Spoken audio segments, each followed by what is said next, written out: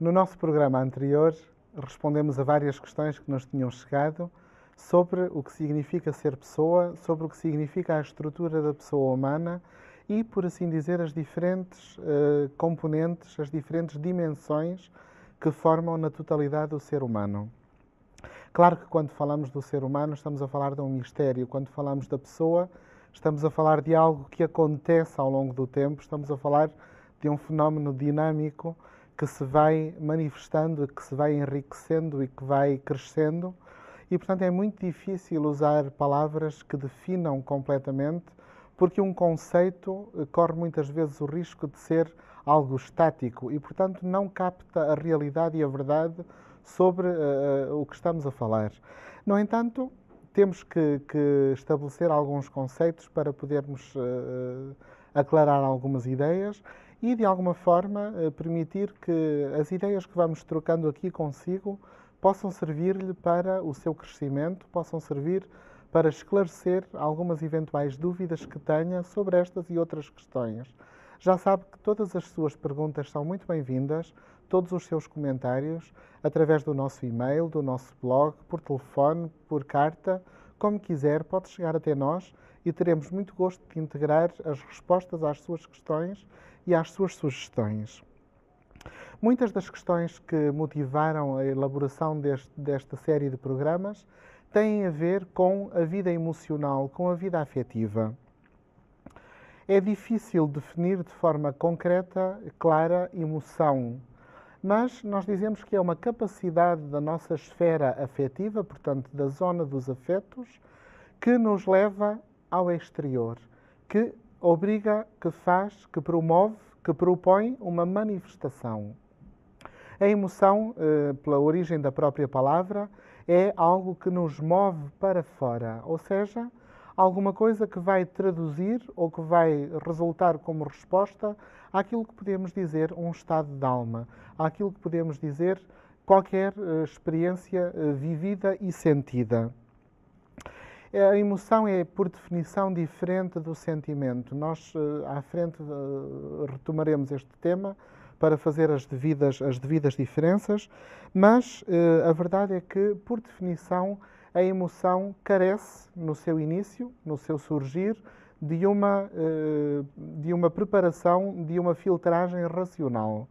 Esta filtragem racional pode acontecer depois. Muitas vezes nós falamos daquilo que se chamam emoções cognitivas, ou seja, o meu pensamento, portanto a minha esfera mental, pode também ela própria gerar emoções, pode dar indicações ao meu corpo. Por exemplo, quando eu tenho um pensamento triste, é natural que o meu rosto possa traduzir essa tristeza de pensamento. Pode acontecer também que, por alguma razão, eu experimentei fisicamente qualquer sensação agradável e vou traduzir fisicamente também essa experiência agradável que estou a ter, ainda antes sequer da minha zona intelectual e mental terem processado a informação. Estamos a falar de emoções. Emoções significam esta reação mais ou menos imediata, mais ou menos direta, que traduzem de forma visível aquilo que eu estou a experimentar e a sentir. Muitos autores dizem que a emoção é como se o sentimento fluísse livremente, ou seja, eu sinto e livremente transmito, livremente exprimo aquilo que estou a sentir.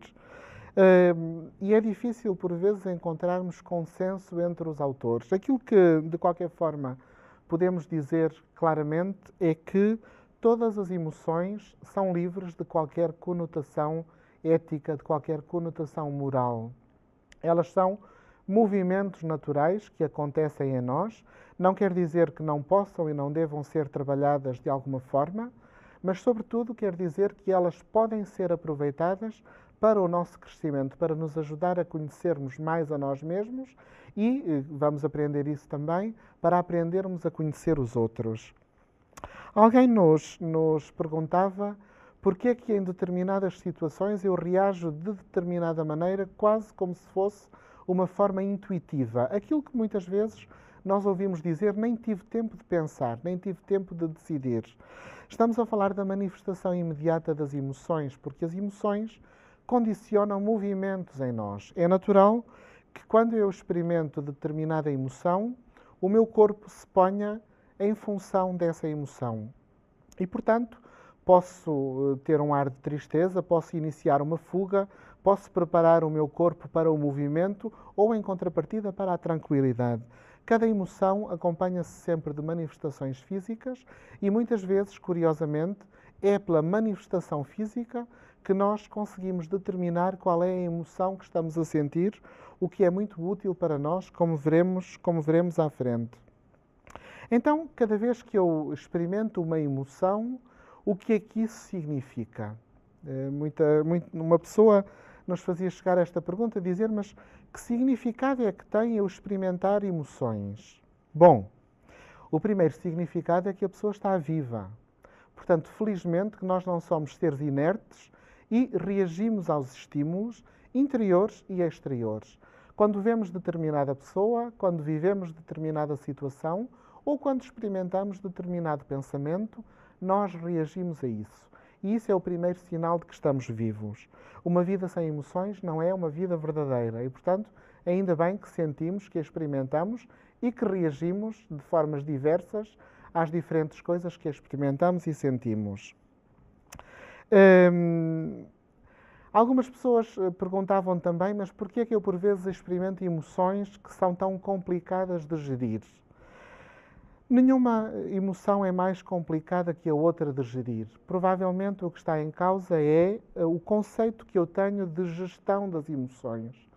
Muitas vezes eu confundo gestão das emoções com negar as emoções. Iremos falar disso à frente também. Ou então como ignorar as emoções. E uma coisa como outra são negativas para mim, negativas para aqueles com quem eu vivo e impedem o meu crescimento. Na base, quase todos os autores estão de acordo que há 6, 7, 5 emoções básicas.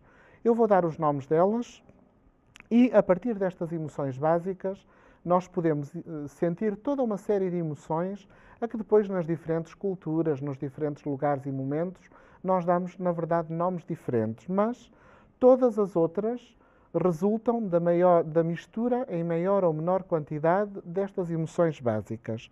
Quais são elas? A primeira, para começar bem e começar talvez a provocar já algumas emoções, é a raiva ou a cólera. Muitas vezes encontramos pessoas que são capazes de dizer que nunca sentem raiva, nunca sentem cólera, nunca sentem ira. Provavelmente as pessoas querem dizer que nunca têm atos de ira ou tentam o mais possível não ter atos de cólera. Mas o ter um ato de cólera não é a mesma coisa que sentir cólera ou raiva ou ira. Na verdade, segundo os autores da psicologia, não conseguimos encontrar uma pessoa humana que não tenha nunca experimentado um sentimento de raiva. E esta emoção básica, pode depois estar presente em muitas outras que nós chamamos emoções secundárias. Por exemplo, quando nós falamos do ciúme. O ciúme, regra geral, é uma emoção que mistura muito de raiva, muito de cólera, porque eu sinto-me indignado perante determinada pessoa, perante determinada atitude ou perante determinada situação.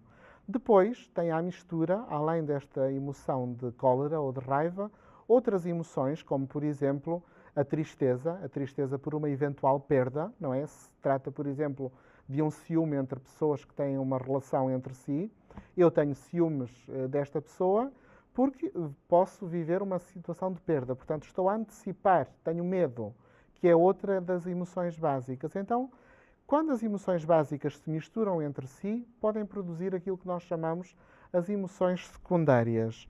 Já disse então, uma outra emoção básica é a emoção do medo.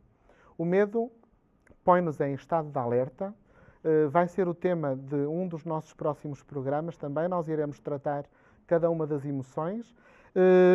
E é, na verdade, um reflexo muito útil porque é defensivo. Pondo-nos alerta, ajuda-nos a eventualmente defender-nos ou atacar-nos, conforme a circunstância se propicie, para a preservação da própria vida ou daqueles que nos estão próximos ou nos são queridos. Claro que há também uma emoção básica, que é a emoção da alegria.